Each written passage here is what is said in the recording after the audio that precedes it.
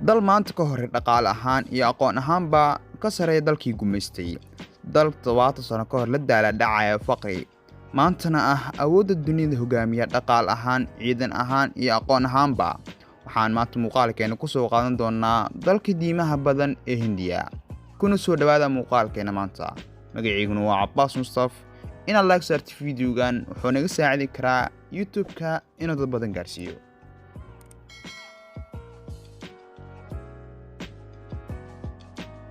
Hindiya waxay dhacdaa koonfurta qaaradda Aasiya. Waa dalka toddobaad ee caalamka ugu baaxadda weyn, ahna dalka saddexaad ee guud ahaan Aasiya.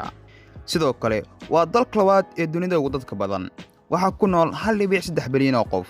Ku dhawaad 5 meelood meel ka mid ah bulshada caalamka waxay ku nool yihiin dalka Hindiya. Sanadii 1948 ayay ka qaateen xornimadii boqortooyada Ingiriiska. Xilliga Hindiya waxay ahaayeen dad kor u dhaafaya 300 milyan. 16% kaliya ayaa wax qori karay waxna akhri karay bulshada reer Hindiya xilliga. Faqriga 70% ayuu dhaafsiisanaa. Intaa wixii ka dambeeyay, Hindiya waxay qaadatay wadada ka dhigtay inay noqoto awoodda maanta jaangoysay xaaladda dunida. Maanta Hindiya waa dalka shanaad ee dunida ugu dhaqaalaha badan. Waxay ka dhaqaale badan tahay UK oo ah dalkii gumaystay. Sanadii 2018 ayay booska kala baxday dalkaas. Sidoo kale guud ahaan qaaradda Afrika ayay ka dhaqaale badan tahay. Waa mid ka mid ah wadamada dhaqaalahooda aadka u karayo. Waxaa la rajeynayaa 10 sano ee soo socdo inay noqoto dalka saddexaad ee dunida ugu dhaqaalaha badan. 30 sano ka hor UK dhaqaalihiisu 1 trilyan ayuu ahaa, halka Hindiya uu ahaa 340 bilyan. Maanta Hindiya waa 3.2 trilyan, halka UK ay tahay 2.9 trilyan. Dhanka aqoonta, Hindiya waxay ka soo tagtay darajo hooseysa oo ahayd 16%. Maanta 74% dadkeedu waa kuwa wax bartay. Sidoo kale waxay leedahay jaamacadda ugu heer sareysa Aasiya iyo dunidaba.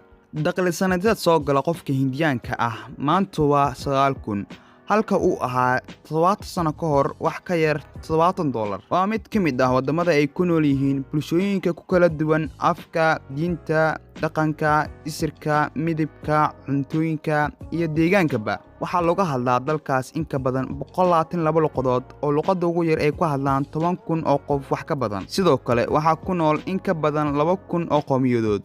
Waa dal kulansaday dhammaan diimaha waaweyn ee dunida ka jira. 80% dadkiisu waa Hinduus, halka 14% ay yihiin Islaam. Waa dal ay ku nool yihiin muslimiinta saddexaad ee dunida ugu badan caalamka, kadib Indonesia iyo Pakistan.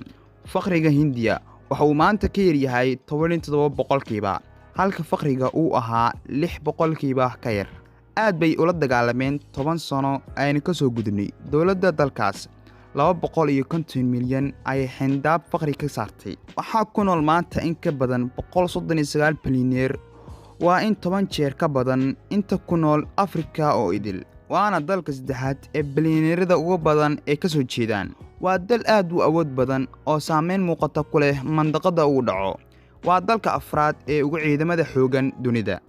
Waa mid ku hubeysan hubka wax kumaado ee nuclear-ka. Sidoo kalena ka mid ah 5 dal ee dhaqaalahooda ugu badan ku baxsha ciidanka. Dalku waxa uu ka kooban yahay 29 gobol. Gobolka Maharashtra ayaa ka dhaqaale badan guud ahaan dalka Pakistan oo daris la ah. Gobolka Uttar Pradesh waxa uu ka dad badan yahay isku darka UK, Jarmal iyo Spain ama guud ahaan wadanka Ruushka. Waxaana ka dhaqaale badan yahay Masar.